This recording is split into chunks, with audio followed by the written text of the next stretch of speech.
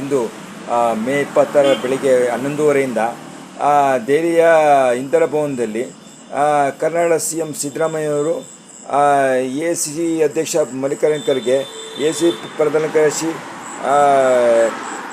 K C Venugopal, ರಾಜ್ಯ ಪ್ರಧಾನ ಕಾರ್ಯದರ್ಶಿ ರಾಜ್ಯ ಕಾಂಗ್ರೆಸ್ ಉಸ್ತುವಾರಿಯಾದ ರಣದೀಪ್ ಸುರ್ಜೇವಾಲಾ ಮತ್ತು ಕಾಂಗ್ರೆಸ್ ನಾಯಕ ಹಾಗೂ ಲೋಕಸಭೆಯ ಪ್ರತಿಪಕ್ಷ ನಾಯಕ ರಾಹುಲ್ ಗಾಂಧಿ ಅವ್ರ ಜೊತೆ 1-to-1 ಮಾತುಕತೆ ನಡೆಸಿದರು.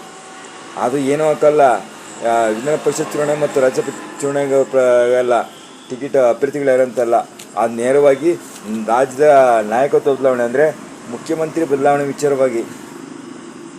ಮುಖ್ಯಮಂತ್ರಿ ಬದಲಾವಣೆ ಒಂದು ವರ್ಷದಿಂದ ಸಜ್ಜಾಗ್ತಿತ್ತು ರಾಜ್ಯದಲ್ಲಿ. ಕಳೆದ 6 ತಿಂಗಳಿಂದ ಮುಗಿದೋಯ್ತು ಅವರ ಅವಧಿ.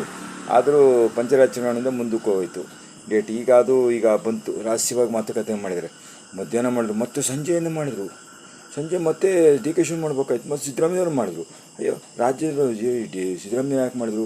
ಅಲ್ಲಿ ರಾಜ್ಯಸಭಾ ಚುನಾವಣೆ ಮತ್ತು ವಿಧಾನಸಭಾ ಚುನಾವಣೆ ಅಭ್ಯರ್ಥಿಗಳ ಆಯ್ಕೆಗೆ ನಾವು ನಡೆಸಬೇಕು. ಯಾಕೆ ಇಷ್ಟೊಂದು ಟೈಮ್ ತೊಗೊಂಡ್ರು? ಅರ್ಧ ಗಂಟೆ 1 ಗಂಟೆ ಯಾಕೆ ಸಾಯಂಕಾಲ ತೊಗೊಂಡ್ರು? ಎಲ್ಲರಿಗೂ ಆಶ್ಚರ್ಯ. ಆಮೇಲೆ ಎಲ್ಲ ಮಾಧ್ಯಮ ಗೊತ್ತಾಯಿತು, ಅದು ನಾಯಕತ್ವ ಬದಲಾವಣೆ ಅಂತ ಕನ್ಫರ್ಮ್ ಆಯಿತು, ಅಧಿಕೃತವಾಯಿತು.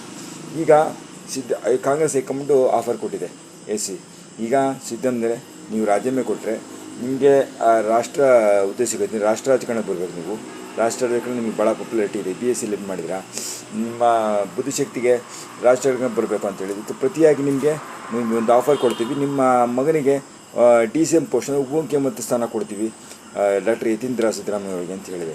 ಡಾಕ್ಟರ್ ಯತೀಂದ್ರ ಅವರಿಗೆ ಸಿದ್ದರಾಮಯ್ಯವ್ರಿಗೆ ಒಪ್ಪಿಲ್ಲ. ಆ ಕಡೆ ಡಿ ಕೆ ಶಿವಕುಮಾರ್ CM ಸ್ಥಾನಕ್ಕೆ ಅಂಟ್ಕೊಂಡಿದೆ, ಅವರು ಬೇಕು ಅಂತ ಹೇಳಿದ್ದಾರೆ. ಇವರು CM ಬಿಟ್ಕೊಡುತ್ತಿಲ್ಲ. ಡಿ ಕೆ ಶಿವಕುಮಾರ್ CM ಸ್ಥಾನ ಕೊಡಬೇಕಂತ, ಇವರು CM ಸ್ಥಾನ ಬಿಟ್ಕೊಡಲ್ಲ ಅಂತ ಸಿದ್ದರಾಮಯ್ಯ.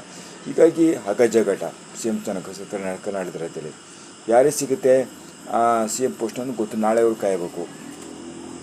ಈಗ ನ್ಯಾಯವಾಗಿ ಈಗ ಯಡಿಯೂರಪ್ಪ ಮೇಲೆ ಇಂಗ್ಲೀಷ್ ಗೊತ್ತಿಲ್ಲ, ಬಟ್ ಸಿದ್ದರಾಮಯ್ಯ ಇಂಗ್ಲೀಷ್ ಗೊತ್ತಿದೆ. ಹಾಗಾಗಿ ಸಿದ್ದರಾಮಯ್ಯ ರಾಜಕಾರಣಕ್ಕೆ ಬರಬೇಕು ಅಂದರೆ ಓದೋಕ್ಕೆ ಒಳ್ಳೆಯದಾಗುತ್ತೆ. ಯಾಕಂದರೆ ಮಾಜಿ CM ಆದರೆಲ್ಲ ಕೇಂದ್ರ ರಾಜಕಾರಣಕ್ಕೆ ಹೋಗ್ತಾರೆ.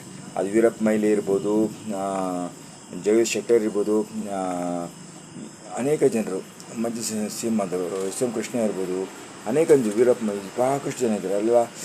ಕೇಂದ್ರ ರಾಜಕಾರಣಕ್ಕೆ ಹೋಗಬೇಕು. ಬರೀ ರಾಜ್ಯಕ್ಕೆ ಅಂಟ್ಕೊಂಡಿದ್ದೇ ಆಗಲ್ಲ.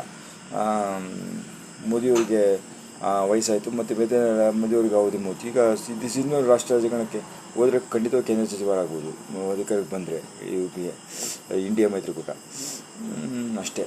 ಸೊ ಇದರಿಂದ ಅವರು DCM ಆಗ್ತಾರ, ಡಿ ಕೆ ಶಿವಕುಮಾರ್ CM ಆಗ್ತಾರ ನೋಡಬೇಕು, ಕಾದು ನೋಡ್ಬೇಕು ನಾಳೆ.